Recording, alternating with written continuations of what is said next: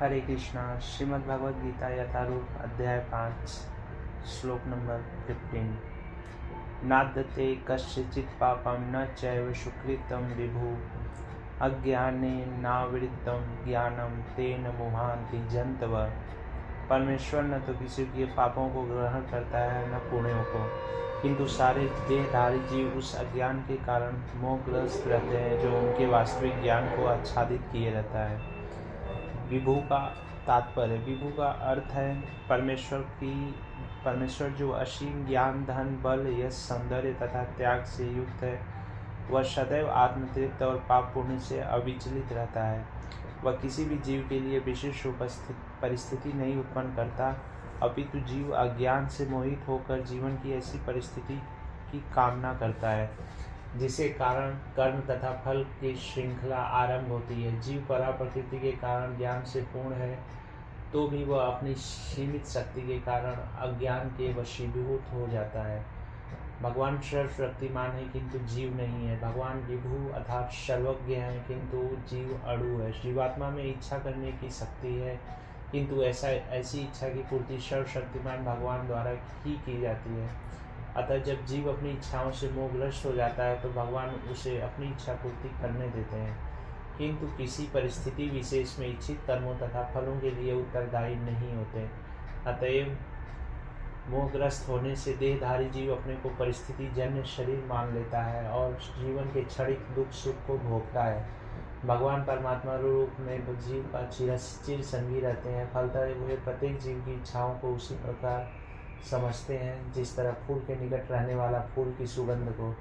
अच्छा जीव को बद्ध करने के लिए सूक्ष्म बंधन है। भगवान मनुष्य की योग्यता के अनुसार उसकी इच्छा को पूरा करते हैं। आपन सोची होत नहीं, प्रभु सोची तत्काल। अतः व्यक्ति अपनी इच्छाओं को पूरा करने में सर्वशक्तिमान नहीं होता, किंतु भगवान इच्छाओं की पूर्ति कर सकते हैं। वे निष्पक्ष होने के कारण स्वतंत्र और जीवों की इच्छाओं में व्यवधान नहीं डालते, किंतु जब कोई कृष्ण की इच्छा करता है तो भगवान उसकी विशेष चिंता करते हैं और उसे इस प्रकार प्रोत्साहित करते हैं कि भगवान को प्राप्त करने की उसकी इच्छा पूरी हो और वह सदैव सुखी रहे। अतएव वैदिक मंत्र पुकार कर कहते हैं, एस उ हो साधु कर्म कारयति त ये में भेव लोक अभ्य 19 थे। एस उ एवा साधु कर्म कारयति यमधो विनिस्ते।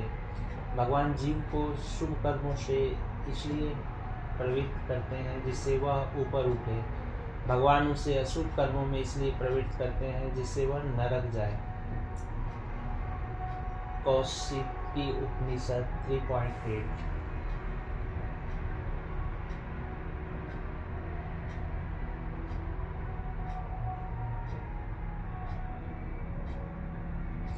अज्ञो जंतु निशो एयमात्मन सुखदुःखयो ईश्वर प्रेरितो गच्छेत स्वर्गवास्वभ्रमेव च। जीव अपने सुख दुख में पूर्णतया आश्रित है। परमेश्वर की इच्छा से वह यह स्वर्ग या नरक जाता है, जिस तरह वायु के द्वारा प्रेरित बादल। अतः देहधारी जीव की भावना मृत्यु की उपेक्षा करने की अपनी अनादि प्रवृत्ति के कारण अपने लिए मोह उत्पन्न करता है। फलस्वरूप स्वभावतः सच्चिदानंद स्वरूप होते हुए भी वह अपने अस्तित्व की लघुता के कारण भगवान के प्रति सेवा करने की अपनी स्वाभाविक स्थिति को भूल जाता है और इस तरह वह अविद्या द्वारा बंदी बना लिया जाता है। अज्ञानवश जीव यह चाहता है कि उसके भवबंधन के लिए भगवान उत्तरदायी है। अज्ञानवश जीव यह कहता है कि उसके भवबंधन के लिए भगवान उत्तरदायी है। इसकी पुष्टि वेदांत सूत्र 2.1.34 भी करते हैं। वैश्मय नैघर्ये न सापेक्षत्वात् तथा ही दर्शयति। भगवान न तो किसी के प्रति घृणा करते हैं और न किसी को चाहते हैं, यद्यपि ऊपर से ऐसा प्रतीत होता है। ज्ञानेन तु तद्ज्ञानम येषां नासीत्मात्मनः तेषामादित्ववर्जिज्ञानम् प्रकाशयति तत्परम। किंतु जब कोई उस ज्ञान से प्रबुद्ध होता है जिससे अविद्या का नाश होता है, तो उसके ज्ञान से सब कुछ उसी तरह प्रकट हो जाता है जैसे दिन में सूर्य से सारी वस्तुएं प्रकाशित हो जाती हैं। तात्पर्य, जो लोग कृष्ण को भूल गए हैं वे निश्चित रूप से मोहग्रस्त होते हैं, किंतु जो कृष्ण भावना भावित हैं वे नहीं होते।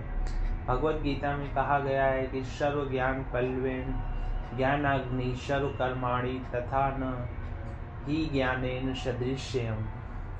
ज्ञान सदैव सम्मानीय है और वह ज्ञान क्या है? श्री कृष्ण के प्रति आत्मसमर्पण करने पर ही पूर्ण ज्ञान प्राप्त होता है। जैसा कि गीता में 7.19 ही कहा गया है, बहुनाम जन्म नाम अंते ज्ञान मान प्रपद्यते।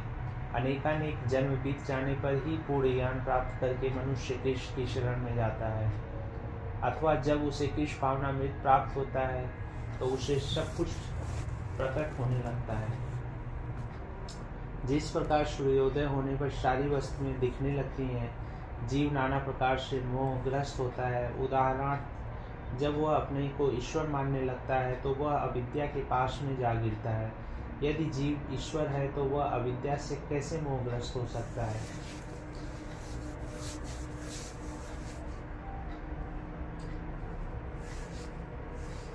क्या ईश्वर अविद्या से मोहग्रस्त होता है? यदि ऐसा हो सकता है तो फिर अविद्या या शैतान ईश्वर से बड़ा है। वास्तविक ज्ञान उसी से प्राप्त हो सकता है जो पूर्णतः कृष्ण भावना भावित है। अतः ऐसे ही प्रामाणिक गुरु की खोज करनी होती है और उसी से सीखना होता है कि कृष्ण भावनामृत क्या है, क्योंकि कृष्ण भावनामृत से सारी अविद्या उसी प्रकार दूर हो जाती है जिस प्रकार सूर्य से अंधकार। भले ही किसी व्यक्ति को उसका पूर्ण ज्ञान हो कि वह शरीर नहीं अपितु इससे परे है, तो भी हो सकता है कि वह आत्मा तथा परमात्मा में अंतर न कर पाए। किंतु यदि वह पूर्ण प्रामाणिक कृष्ण भावना भावित गुरु की शरण ग्रहण करता है तो वह सब कुछ जान सकता है। ईश्वर के प्रतिनिधि से भेंट होने पर ही ईश्वर तथा ईश्वर के साथ अपने संबंध को सही सही जाना जा सकता है। ईश्वर का प्रतिनिधि कभी भी अपने आप को ईश्वर नहीं कहता, यद्यपि उसका सम्मान ईश्वर की ही भांति किया जाता है, क्योंकि उसे ईश्वर का ज्ञान होता है। मनुष्य को ईश्वर और जीव के अंतर को समझना होता है। अतएव भगवान कृष्ण ने द्वितीय अध्याय में 2.12 यह कहा है कि प्रत्येक जीव व्यष्टि है और भगवान भी व्यष्टि है। ये सब भूतकाल में व्यष्टि थे, संप्रति भी व्यष्टि है और भविष्य में मुक्त होने पर भी व्यष्टि बने रहेंगे। रात्रि के समय अंधकार में हमें प्रत्येक वस्तु एक सी दिखती है, किंतु यदि दिन में सूर्य के उदय होने पर सारी वस्तुएं अपने अपने वास्तविक स्वरूप में दिखती हैं। आध्यात्मिक जीवन में व्यष्टि की पहचान ही वास्तविक ज्ञान है। तद्बुद्ध यस्तदात्मा नस्ततिष्ठा स्तपरायणा गच्छन्त्य पुनरावृत्ति ज्ञान निर्धूत कल्मषा। जब मनुष्य की बुद्धि, मन, श्रद्धा तथा शरण सब कुछ भगवान में स्थिर हो जाते हैं, तभी वह पूर्ण ज्ञान द्वारा समस्त कल्मष से शुद्ध होता है और मुक्ति के पथ पर अग्रसर होता है। तात्पर्य, परम दिव्य सत्य भगवान कृष्ण ही है। सारी गीता इसी घोषणा पर केंद्रित है कि श्री कृष्ण श्री भगवान है। यही समस्त वेदों का भी अभिमत है। पर तत्व का अर्थ है परम सत्य, जो भगवान को ब्रह्मा, परमात्मा तथा भगवान के रूप में जानने वालों द्वारा समझा जाता है। भगवान ही इस परम तत्व की पराकाष्ठा है, उनसे बढ़कर कुछ नहीं है। भगवान कहते हैं, मनम परतरम नान्यत किंचिदस्ति धनंजय। कृष्ण निराकार ब्रह्मा का भी अनुमोदन करते हैं। ब्रह्मांडो ही प्रतिष्ठा अहम। अतः सभी प्रकार से कृष्ण परम सत्य, परम तत्व है। जिनके मन, बुद्धि की श्रद्धा तथा शरण कृष्ण में है, अर्थात जो कृष्ण पूर्णतया कृष्ण भावना भावित हैं, उनके सारे कर्म नष्ट धुल जाते हैं और उन्हें ब्रह्मा संबंधी प्रत्येक वस्तु का पूर्ण ज्ञान रहता है। कृष्ण भावना भावित व्यक्ति यह भली बात समझ सकता है कि कृष्ण में दैत है, एक साथ एकता तथा भिन्नता, और ऐसे दिव्य ज्ञान से युक्त होकर वह मुक्ति पथ पर सुस्थिर प्रगति कर सकता है। विद्या विनय संपन्ने ब्राह्मणे गवी हस्तिनी श्रोणी चैव स्वपाके च पंडिता समदर्शिन। विनम्र साधु पुरुष अपने वास्तविक ज्ञान के कारण एक विद्वान तथा विनीत ब्राह्मण, गाय, हाथी, कुत्ता तथा चंडाल को समान दृष्टि समभाव से देखते हैं। तात्पर्य: किस भावना भावित व्यक्ति योनि या जाति में भेद नहीं मानता। सामाजिक दृष्टि से ब्राह्मण तथा चंडाल भिन्न भिन्न हो सकते हैं अथवा योनि के अनुसार कुत्ता, गाय तथा हाथी भिन्न हो सकते हैं, किंतु विद्वान योगी को की दृष्टि में शरीरगत भेद अर्थहीन है। इसका कारण परमेश्वर से उनका संबंध है और परमेश्वर परमात्मा रूप में हर एक के हृदय में स्थित है। परम सत्य का ऐसा ज्ञान वास्तविक यथार्थ ज्ञान है। यहाँ तक विभिन्न जातियों या विभिन्न योनियों में शरीर का संबंध है। भगवान सबों पर समान रूप से दयालु हैं, क्योंकि वे प्रत्येक जीव को अपना मित्र मानते हैं। फिर भी जीवों की समस्त परिस्थितियों में वे अपना परमात्मा स्वरूप बनाए रखते हैं। परमात्मा रूप में भगवान चंडाल तथा ब्राह्मण दोनों में उपस्थित रहते हैं। यद्यपि इन दोनों के शरीर एक से नहीं होते, शरीर तो प्रकृति के गुणों के द्वारा उत्पन्न हुए हैं, किंतु शरीर के भीतर आत्मा तथा परमात्मा समान आध्यात्मिक गुण वाले हैं। परंतु आत्मा तथा परमात्मा की यह समानता उन्हें मात्रात्मक दृष्टि से समान बनाती है, क्योंकि व्यष्टि आत्मा किसी विशेष शरीर में उपस्थित होता है, किंतु परमात्मा प्रत्येक शरीर में। किस भावना भावित व्यक्ति को इसका पूर्ण ज्ञान होता है, इसलिए वह सचमुच विद्वान तथा समदर्शी होता है। आत्मा तथा परमात्मा के लक्षण समान है, क्योंकि दोनों के चेतन शाश्वत तथा आनंदमय है, किंतु अंतर इतना ही है कि आत्मा शरीर की सीमा के भीतर सचेतन रहता है, जबकि परमात्मा सभी शरीरों में सचेतन है। परमात्मा बिना किसी भेदभाव के सभी शरीरों में विद्यमान है।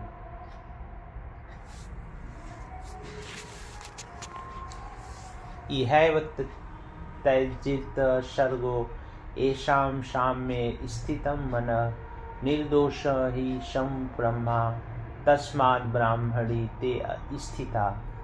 जिनके मन एकत्व तथा समता में स्थित हैं, जिन्होंने जन्म तथा मृत्यु के बंधनों को पहले ही जीत लिया है, वे ब्रह्मा के समान निर्दोष हैं और सदा ब्रह्मा में ही स्थित रहते हैं।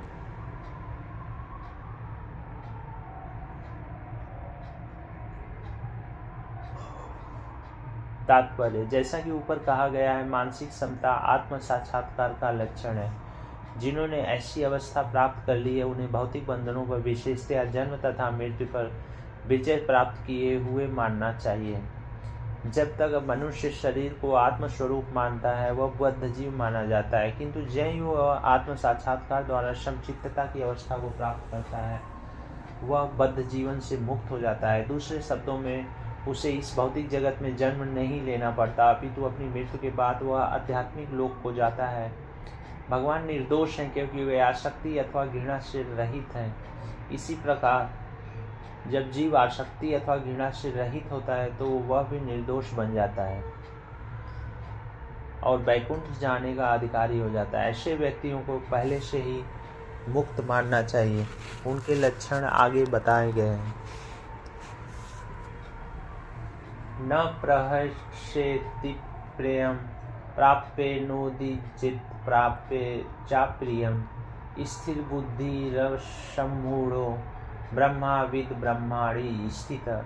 जो न तो प्रिय वस्तु को पाकर हर्षित होता है और न अप्रिय को पाकर विचलित होता है, जो स्थिर बुद्धि है, जो मोह रहित है और भगवत विद्या को जानने वाला है, वह पहले से ही ब्रह्मा में स्थित रहता है। तात्पर्य: यहाँ पर स्वरूप सिद्ध व्यक्ति के लक्षण दिए गए हैं। पहला लक्षण यह है कि उसमें शरीर और आत्म तत्व के तादात्म्य का भ्रम नहीं रहता। वह यह भली बात जानता है कि मैं यह शरीर नहीं हूँ, अपितु भगवान का एक अंश हूँ। अतः कुछ प्राप्त होने पर न तो उसे प्रसन्नता होती है और न शरीर को कुछ हानि होने पर शोक होता है। मन की यह स्थिरता से स्थिर बुद्धि या आत्मबुद्धि कहलाती है। अतः वह न तो स्थूल शरीर को आत्मा मानने को भूल करके मोहग्रस्त होता है और न शरीर को अस्थायी मानकर आत्मा के अस्तित्व को ठुकराता है।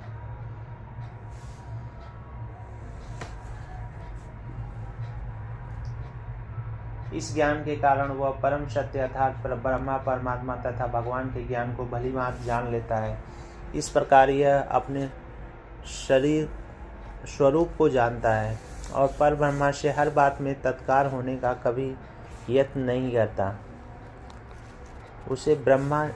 इसे ब्रह्मा साक्षात्कार या आत्म साक्षात्कार कहते हैं। ऐसी स्थिर बुद्धि किस भावनामृत कहलाती है। हरे कृष्णा।